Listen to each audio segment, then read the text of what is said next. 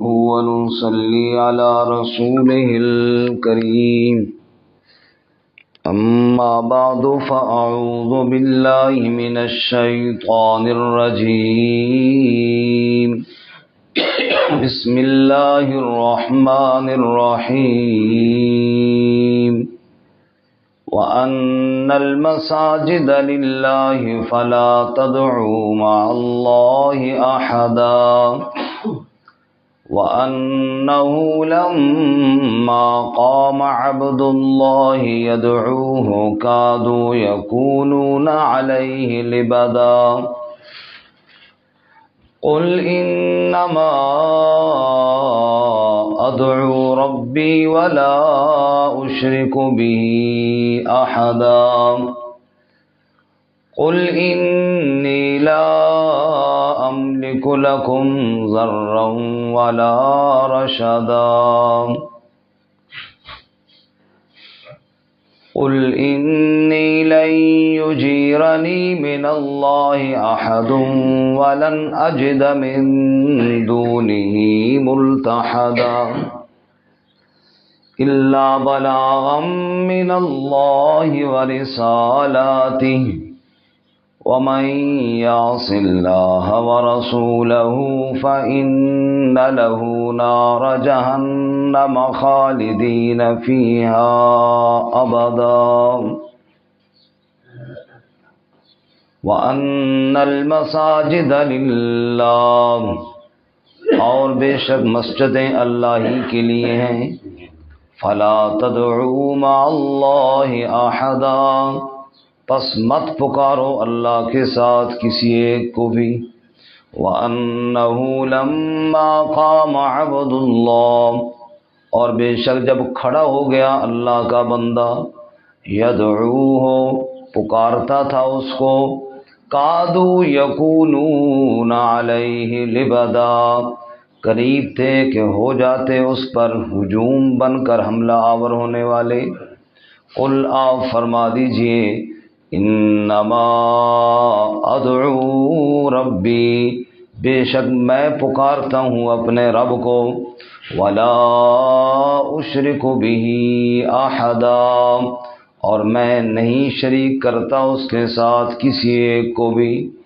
قل آپ فرما دیجئے انی لا املک لکم ضرا ولا رشدا بے شک میں نہیں مالک تمہارے لیے نقصان کا اور نہ کسی بھلائی کا. قل آپ فرما دیجئے انی لن یجیرنی من اللہ احد بے شک ہرگز مجھے پناہ نہیں دے گا اللہ سے کوئی بھی. ولن اجد من دونہ ملتحدا اور ہرگز میں نہیں پاتا اس کے علاوہ کوئی پناہ کی جگہ. الا بلاغا من اللہ ورسالاتہ مگر پیغام پہنچانا ہے اللہ کی طرف سے اور اس کے سارے پیغامات. ومن یعص اللہ ورسولہ اور جو کوئی نافرمانی کرے گا اللہ اور اس کے رسول صلی اللہ علیہ وسلم کی فإن له نار جہنم پس بے شک اس کے لیے جہنم کی آگ ہے خالدین فیہا ابدا اس میں ہمیشہ ہمیشہ رہنے والے ہوں گے. سبحان ربک رب العزت عما یصفون وسلام علی المرسلین والحمد للہ رب العالمین. اللهم صل على سيدنا ومولانا محمد وعلى آل سيدنا ومولانا محمد وعلى آله وأصحابه أجمعين. معزز سامعین سورۃ الجن آیت نمبر 18 سے لے کر 23 تک آپ کے سامنے تلاوت کی ہیں. اللہ رب العزت ان کے مطابق صحیح بیان کی توفیق عطا فرمائے اور ہمیں قرآن و سنت پر عمل کرنے کی توفیق عطا فرمائے. اس سے قبل جنات کا بیان ہم نے سنا کہ رسالت مآب صلی اللہ علیہ وسلم کی خدمت میں آئے، قرآن سنا، ایمان لائے اور اپنی غلطیوں کی نشاندہی کرتے ہوئے توبہ استغفار کرتے ہوئے اپنی قوم کی طرف دین کی توحید کی دعوت دیتے ہوئے واپس گئے۔ تو آج کے سبق میں ان سارے دلائل کا خلاصہ ہے۔ سارے دلائل سے مراد جنات کی نقلی دلیل، اس سے پہلے سورہ نوح میں نوح علیہ السلام کی دعوت کا خلاصہ، اور تبارک الذی میں اللہ تعالیٰ کی وحدانیت پر عقلی دلائل۔ تو سب کا خلاصہ یہ ہے کہ سجدے کے لائق صرف کون ہے؟ وَأَنَّ الْمَسَاجِدَ لِلَّهِ۔ مساجد سے دو مطلب ہیں، سجدے کی جگہ اور اعضائے سجدہ۔ اعضائے سجدہ بھی سجدے کی جگہ ہیں۔ مساجد اس میں ظرف ہے سجدے کی جگہ۔ مسجد کا بھی مطلب یہی ہے کہ سجدہ گاہ، سجدے کی جگہ۔ تو مسجدیں سب اللہ کی ہیں، یعنی وہ جگہ جس پر سجدہ ہوگا وہ کس کی ہے جی؟ اللہ کی۔ جب وہ جگہ اللہ کی ہے تو لہٰذا سجدہ بھی اللہ ہی کا ہونا چاہیے۔ دوسرا مطلب یہ بھی سجدے کی جگہ ہیں، اعضائے سجدہ۔ یہ ایک چہرہ ہے جس میں ناک اور پیشانی ہے، دو ہاتھ ہیں، دو گھٹنے ہیں اور دو پاؤں ہیں۔ یہ 7 اعضائے سجدہ ہیں، 2 پاؤں، 2 گھٹنے، 2 ہاتھ اور ایک چہرہ، ناک اور پیشانی۔ فرمایا یہ اعضائے سجدہ بھی کس کے ہیں؟ اللہ کے، لہذا سجدہ بھی اللہ ہی کا ہونا چاہیے۔ اللہ کے علاوہ کوئی ایک عضو بھی کسی نے نہیں بنایا۔ یا تو بندہ کہے نا کہ نعوذ باللہ یہ 2 ہاتھ ہیں میرے، چلو ایک ہاتھ کسی اور نے بنایا ہے، ایک گھٹنا کسی اور نے بنایا ہے، پاؤں کی کوئی انگلی کسی اور نے بنائی ہے، انگلی کا کوئی ناخن کسی اور نے بنایا ہے۔ جب کسی نے کچھ بھی نہیں بنایا تو وَأَنَّ الْمَسَاجِدَ لِلَّهِ، یہ سجدے کی ساری جگہ اللہ کے لیے ہیں، لہذا پکار اور سجدہ بھی اللہ ہی کا ہونا چاہیے۔ یا یہ جتنی بھی مسجدیں ہیں، چاہے وہ جس کو ہم مسجد کہتے ہیں یہ، یا ساری زمین سجدہ گاہ ہے۔ حضور نے ارشاد فرمایا میرے لیے ساری زمین سجدہ گاہ بنا دی گئی ہے۔ تو کائنات کی زمین میں 1 انچ بھی اللہ کے علاوہ کسی نے نہیں بنایا۔ جب 1 ذرہ بھی اللہ کے علاوہ کسی نے نہیں بنایا، یہ ساری زمین اور زمین پر بنائی گئی تعمیر کی گئی مسجدیں سب اللہ کی ہیں، تو پھر سجدہ بھی صرف کس کا ہونا چاہیے؟ پھر پکار بھی صرف اللہ ہی کی ہونی چاہیے۔ فرمایا وَأَنَّ الْمَسَاجِدَ لِلَّهِ، اور بے شک مسجدیں اللہ ہی کے لیے، فَلَا تَدْعُوا مَعَ اللَّهِ أَحَدًا، بس مت پکارو اللہ کے ساتھ کسی کو۔ مسجد جب اللہ کی ہے تو پکار بھی کس کی ہونی چاہیے؟ لہو دعوت الحق، اسی کے لیے سچی پکار ہے، اور کسی کو پکارنے کا کوئی حق نہیں ہے۔ رسول اللہ صلی اللہ علیہ وسلم نماز کے لیے کھڑے ہو جاتے، اللہ کے بندے اللہ کے سجدے کے لیے کھڑے ہو جاتے اور پھر قیام کرتے اور اللہ کی عبادت اور وحدانیت کرتے۔ مشرکین حملہ آور ہونے کی کوشش کرتے۔ فرمایا وَأَنَّهُ لَمَّا قَامَ عَبْدُ اللَّهِ، اور بے شک جب کھڑا ہو جاتا نا اللہ کا بندہ، یہاں اللہ کے بندے سے مراد حضرت محمد صلی اللہ علیہ وسلم، اللہ کا بندہ کھڑا ہو گیا، یدعوہ، اس کو پکارتا تھا، ایاک نعبد و ایاک نستعین، تیری ہی عبادت کرتے ہیں اور تجھ ہی سے مدد مانگتے ہیں۔ یہ ہے اللہ کی پکار۔ نماز میں کھڑا ہو گیا، اللہ ہی کی حمد ہو رہی ہے، اللہ ہی کی تسبیح پڑھی جا رہی ہے، فرمایا اللہ کا بندہ اللہ کے سامنے کھڑا ہے، اللہ کی پکارے کر رہا ہے۔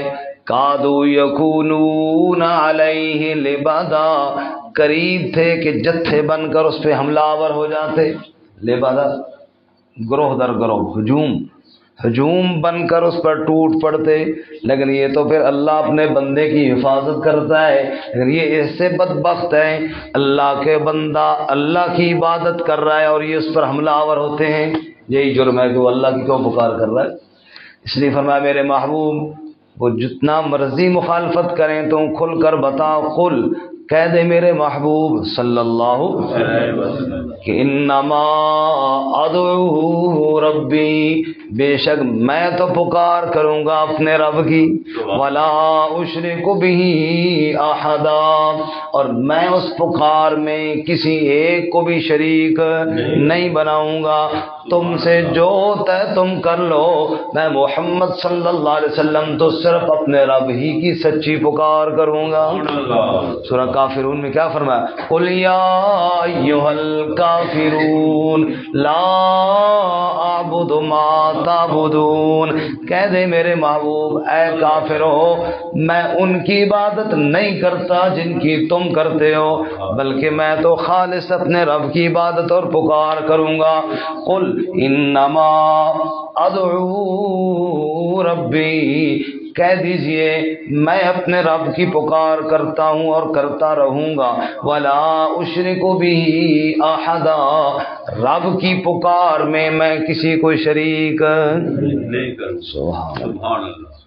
اور رب کی پکار میں کوئی شریک ہے بھی نہیں۔ آپ اندازہ فرمائیں، لا الہ الا اللہ محمد رسول اللہ، کلمے میں اللہ کے بعد رسول کا ذکر ہے، اذان میں اشہد ان لا الہ الا اللہ واشہد ان محمد، اذان میں بھی ہے، اقامت میں بھی ہے، لیکن دعا میں صرف اللہ ہی کا ذکر ہے۔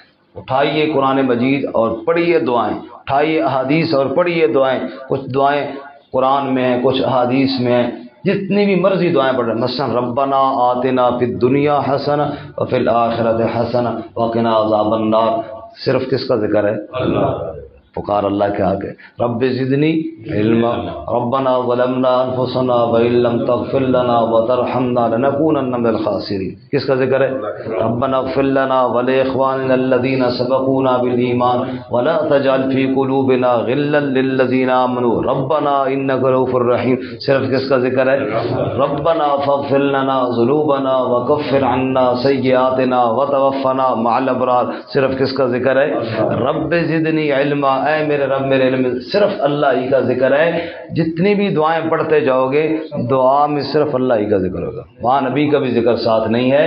بتا دیا کہ پکار صرف کس کا حق ہے جی، بس ولا اشرک بہ احدا، یہ احدا نکرہ ہے، کوئی ایک، کسی ایک کو بھی پکار میں شریک نہیں کرنا، پکار کرنی ہے خالص اللہ ہی کی کرنی ہے۔ قل فرما دیجئے انی لا املک لکم ضرا ولا رشدا، یہ ایک سوال کا جواب ہے۔ سوال یہ ہے بھئی ہم تو کرتے ہیں شرک اور آپ کہتے ہیں کہ نہیں میں اللہ ہی کی پکار کروں گا، تو پھر ہمارے اوپر عذاب کیوں نہیں آتا؟ فرمایا عذاب میں نے نہیں لانا، عذاب اللہ جب چاہے گا لے آئے گا، میں تو تمہیں اللہ کا پیغام سنا رہا ہوں۔ فرمایا قل، آپ کہہ دیجئے انی لا املک لکم، بے شک میں مالک نہیں تمہارے لیے، ضرا ولا رشدا، نقصان کا اور نہ کسی بھلائی کا۔ اگر تمہیں کوئی نقصان پہنچانا ہے تو بھی اللہ نے پہنچانا ہے، کوئی بھلائی کا فیصلہ کرنا ہے تو بھی کس نے کرنا ہے؟ وہ اللہ کے اختیار میں ہے، وہ اللہ جانے اور تم جانو، میں تو تمہیں اللہ کا پیغام سنا رہا ہوں۔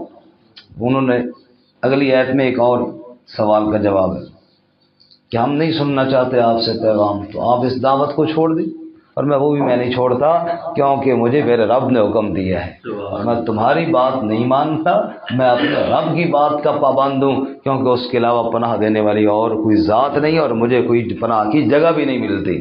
قل، آپ فرما دیجئے انی لن یجیرنی من اللہ احد، کہ بے شک ہرگز مجھے کوئی پناہ نہیں دیتا اللہ کے عذاب سے، احد کوئی ایک بھی، ولن اجد من دونہ ملتحدا، اور ہرگز میں اس کے علاوہ کوئی پناہ کی جگہ بھی نہیں پاتا، پناہ کی جگہ بھی وہی ہے، پناہ دینے والی ذات بھی وہی ہے۔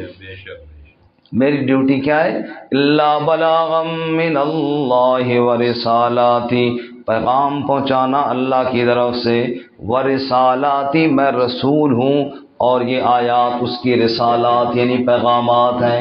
رسول کا کام ہے رسالت کو بیان کرنا، رسول کا کام ہے وحی کو بیان کرنا، رسول کا کام ہے اللہ کے پیغامات اللہ کے بندوں تک پہنچانا، سو میں یہ پہنچاتا رہوں گا، جو میری ڈیوٹی ہے میں کرتا رہوں گا۔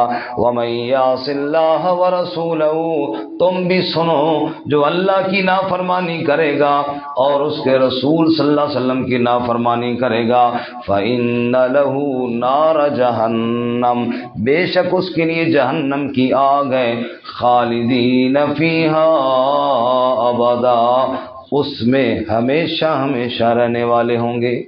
تو میں اپنا کام کروں گا، اللہ کے پیغامات پہنچوں گا، تمہیں چاہیے کہ ان پر عمل کرو اور قبول کرو، نہیں کرو گے تو پھر انجام تمہارا بھی بڑا ہولناک ہوگا۔